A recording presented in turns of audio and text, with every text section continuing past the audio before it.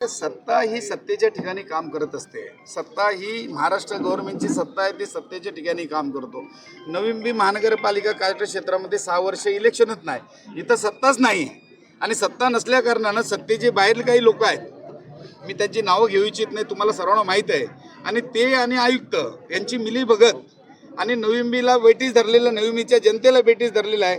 आणि म्हणून हम कर्जो कायदा 1949चा कायदा लागू यांना होत नाही. अधिकारी डॉक्टर लोकांना काही पोस्टी देऊन ठेवलेल्या आहेत, काही त्यांची पात्रता नाही अशा लोकांना दिलेल्या आहेत. आणि त्यांच्या मनात आलं की ते काही करायला तयार होतात. आणि म्हणून माझी या ठिकाणी माझ्यासारखा साधा कार्यकर्ता आम्ही 10 वेळा 15 वेळा आयुक्तांना भेटलो, ते किंमतच देत नाही. म्हणून त्यांना दिसू दे की आम्ही जे सांगतोय त्यासाठी किती लोकांचा सपोर्ट आहे. आणि यासाठी आम्ही आलोय. आज 500 फुटापर्यंत घरांचं म्हणजे प्रॉपर्टी टॅक्स हे कमी रद्द करायचं झालं होतं, अजून पत्ता नाही.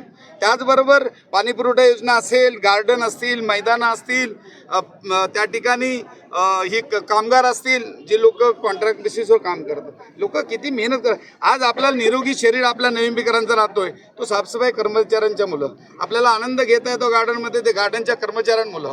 पाणी मिळतोय पाण्याच्या टाकीवरचे काम करत आहेत त्याच्या मुलं. आउटसोर्सेसने आपली लोकं घेतलेली आहेत त्यांच्या मुलं आपलं बाकीची कामं होतात. परंतु आयुक्त त्या ठिकाणी लक्ष दिलं जात नाही.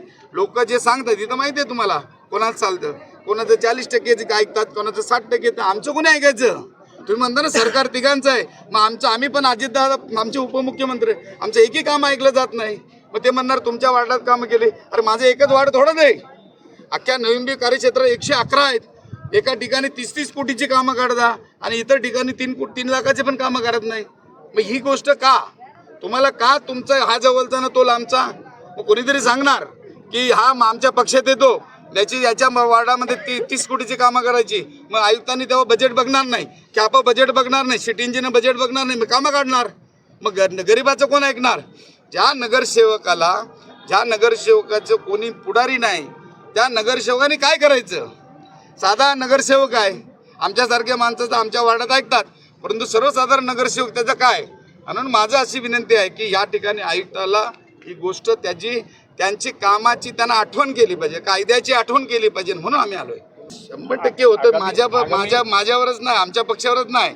RP असेल, काँग्रेस असेल, राष्ट्रवादी शरद पवार असेल, किंवा उभाटा गट असेल, किंवा अजून इतर पक्ष असतील. मी पक्षाबद्दल बोलत नाही, पण त्या ठिकाणचे जे रहिवासी असतील, त्या ठिकाणचे कार्यकर्ते असतील. आपण आयुक्त हा कुठल्या पक्षाचा नसतो, आयुक्त हा प्रशासन प्रमुख असतो. आयुक्त त्या ठिकाणी प्रशासक म्हणून आहेत. म्हणून महापौराची भूमिका म्हणजे महासभेची भूमिका आयुक्तांनी बजवायची आहे. म्हणून आयुक्त हे विसरून जातात. आणि म्हणून आमच्यासारखे कार्यकर्ते गेले तर आम्ही 2-2, 3-3 तास बसतो. काही लोक त्यांच्याकडे दिवस रात्र असतात. असं व्हायला नाही पाहिजे. मी 62 वर्षाचा माणूस आहे, मी 25 वर्ष नगरसेवक आहे, मी सिडकोमध्ये डायरेक्टर होतो, मी DPCचे मेंबर आहे, विरोधी पक्षनेता होतो. माझ्यासारख्या माणसाचे तास 2-2 तास बसायला लागत असेल तर आयुक्तांनी काय केलं? बाकीच्यांच्याबद्दल काय आयुक्त करेल? आणि तुमच्याकडे खुर्ची आहे, मग खुर्चीचा रुबाब हा तुम्ही दाखवायचा नसतो. बसू देणार नाही आम्ही आयुक्तांना त्या ठिकाणी खुर्चीवर.